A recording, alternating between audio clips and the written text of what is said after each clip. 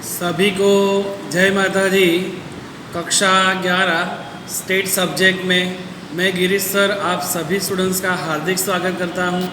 आज हम chapter number 4 में स्वाध्याय 4.5 का अध्ययन करेंगे, बराबर है, जो हमें पेज नंबर 153 पर दिया हुआ है।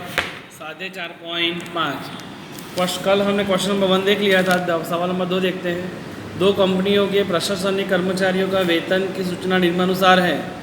औसत मासिक वेतन, औसत जो होती है, यह कंपनी ए और कंपनी बी दो दी है। औसत को हम यहाँ पर एक्स बार कहते हैं। क्या कहते हैं? एक्स बार। औसत माने एक्स बार। और दूसरा दिया है प्रमाप विचलन। प्रमाप विचलन को हम कहते हैं एस, बराबर है। तो हम उसका थोड़ा रफ काम करते हैं। उस पर ढूंढना क्या है, किस कंपनी के में वेतन अधिक स्थिर है। मैंने बताया था कल, स्थिर जो कम होता है वो स्थिर होता है, वो सुसंगत होता है, और जो अधिक होगा वो कैसा होता है, अधिक चलन है, ऐसा साबित होगा। कल सिखाया था ना, जैसे चलन अधिक है तो जो आंसर अधिक आए तो चलन अधिक है, पर आंसर कम आए तो वो स्थिर रहता है। माने वेतन स्थिर है अस्थिर है ऐसा कुछ निकालने के लिए हमें CV माने चलनांक ढूंढना पड़े। यहाँ पे क्या ढूंढना पड़े? चलनांक। ओके, तो कंपनी ए और कंपनी बी, औसत माने एक्स बार। कंपनी ए का एक्स बार कितना है? 600। औसत वेतन माने कंपनी ए का एक्स बार 600 है और कंपनी बी का एक्स बार 2100 है। तो लिखा कंपनी बी का एक्स बार 2100। कंपनी ए है, उसका प्रमाण विचलन मान एस कितना है? 30। प्रमाण विचलन एस कंपनी ए का 30 है और कंपनी बी का कितना है? 84। तो कंपनी बी का 84 लिखा। अब हमारे सूत्र में आते हैं, कंपनी ए की बात करते हैं पहले। CV चलनांक का सूत्र है CV बराबर एस अपन एक्स बार गुणा 100। एस कितना है? 30। एक्स बार कितना है? 600 गुणा 100। आंसर आया 5%। ऐसे कंपनी बी का निकालेंगे, CV is equal to S upon X bar गुणा 100। तो एस है 84 अपन एक्स बार है 2100 गुणा 100। आंसर आया 4%। इसका ए का आया 5% है, जबकि बी का आया 4%। तो ए की तुलना में बी का कैसा है? आंसर कम। जो कम है वो स्थिर होता है, तो लिखेंगे यहाँ ए कंपनी की तुलना में बी कंपनी का CV कैसा है? कम। ये CV कम है, इसलिए यहाँ बी कंपनी अधिक स्थिर है। ये आंसर आया हमारा, कि आंसर नंबर 2 हुआ। अब ये क्वेश्चन था, ये इसका सूत्र था और ये इसका थियरिकल आंसर है। हम आते हैं सवाल नंबर 3 की ओर। दो श्रेणी के लिए चलनांक 30% और 25% है। दो श्रेणी के लिए तो जितना पढ़ते उतना लिखते हैं। फर्स्ट श्रेणी और सेकंड श्रेणी मान लेते हैं। चलनांक माने CV, फर्स्ट में कितना है? 30%, तो लिखा 30%। और सेकंड श्रेणी में कितना है? चलनांक 25% है, तो 25% लिखा। चलनांक माने CV, पहले में 30, आज दूसरे में 25%। प्रमाप विचलन माने S हुआ, पहले में 15 है, बाद में 9 है। तो प्रमाप विचलन फर्स्ट श्रेणी में 15 है और प्रमाप विचलन सेकंड श्रेणी में कितना है? 9 माने S। तो दोनों श्रेणियों का माध्य ज्ञात कीजिए। माध्य माने यहाँ पे क्या ढूंढना होगा हमें? यहाँ पे एक्स बार। तो माध्य यहाँ पे भी एक्स बार ढूंढना है और सेकंड श्रेणी में भी एक्स बार ढूंढना है। ओके, तो CV दे दिया है और S दे, तो CV दिया है तो सबसे बड़ी बात है कि CV का सूत्र लिखेंगे हम। CV का सूत्र तो आप जानते ही हो, CV is equal to S upon X bar गुणा 100। तो CV यहाँ पे कितना है? 30%, 30 लिखेंगे। S कितना है हमारे पास? 15। एक्स बार ढूंढना है गुणा 100। 15 गुणा 100 करोगे तो 1500। 30 का 30 है, एक्स बार का एक्स बार ऊपर लाओ और 30 को नीचे ले जाओ क्रॉस गुणा में, तो 1500 भागे 30, तो आंसर कितना आया? 50। एक्स बार बराबर आ गए 50। ठीक वैसे श्रेणी बी में करेंगे। CV S upon X bar गुणा 100। एस का आंसर है 9, CV का आंसर है 25। एक्स बार ढूंढना है गुणा 100, तो 9 और 100 का पहले गुणा करेंगे 900। एक्स बार बराबर यहाँ पे 25 है, एक्स बार बाहर निकालो, 25 से भाग दो, आंसर आ जाएगा आपका एक्स बार बराबर 36। माने दोनों में हमें आंसर नंबर 3, ये क्वेश्चन नंबर 3 था, जिसका आंसर इस प्रकार से है, बराबर है। इसके बाद हम देखेंगे सेक्शन D का सवाल नंबर 11।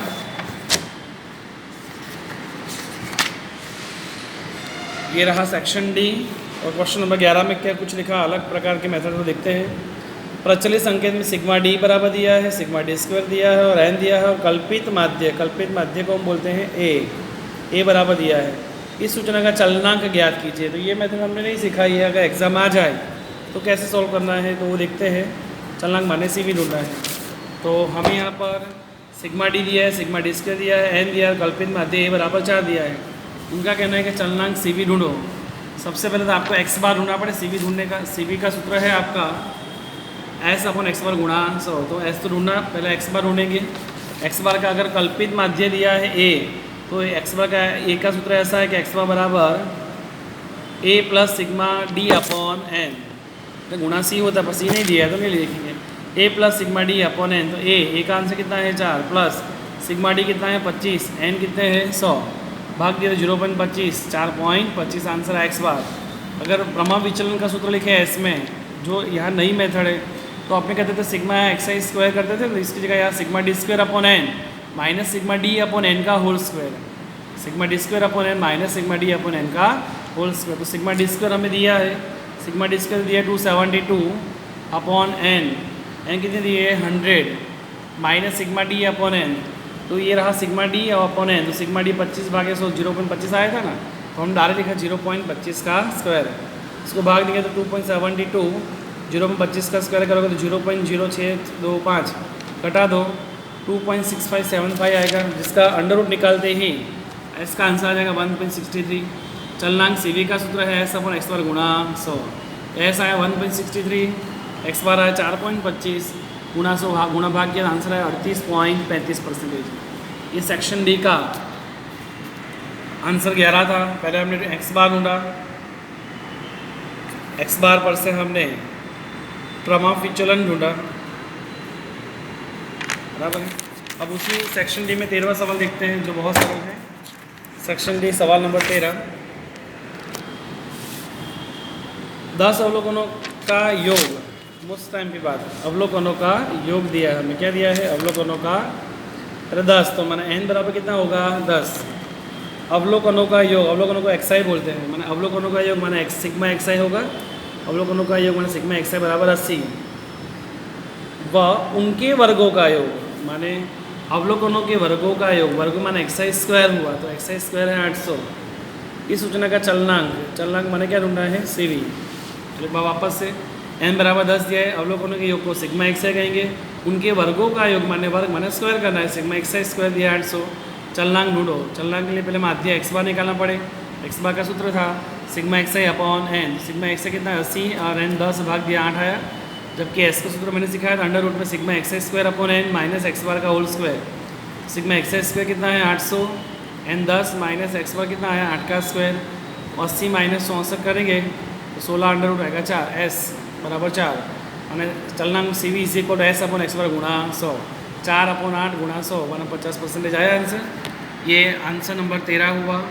क्वेश्चन समझना है, आंसर तो आपको समझ में आ ही जाएगा, बराबर है। अब हम सेक्शन एफ में सवाल नंबर 6 देखेंगे। सेक्शन एफ सवाल नंबर 6 ये रहा। सेक्शन एफ में सवाल नंबर 6 में कुछ कहा अलग से जो आपको आता ही है। और किसी एक फैक्ट्री में 230 कर्मचारियों को प्राप्त दैनिक मजदूरी का विवरण दिया है, उस पर से कारीगरों की दैनिक मजदूरी का चलनांक ढूंढिए। चलनांक माने यहाँ पे भी हमें क्या ढूंढना है सी वी, पर यहाँ पे वर्ग दिए हैं, बराबर। एक छोटा समझा रहा हूँ, वर्ग दिए 100 से कम, 200 से कम, 300 से कम, 400, 500, 600, 700, 800 से कम आवृत्ति, तो ये संचयी आवृत्ति होगी, एफ आई नहीं पर क्या होगी सी एफ आई, जिस पर से हमें एफ आई ढूंढनी पड़ेगी नहीं।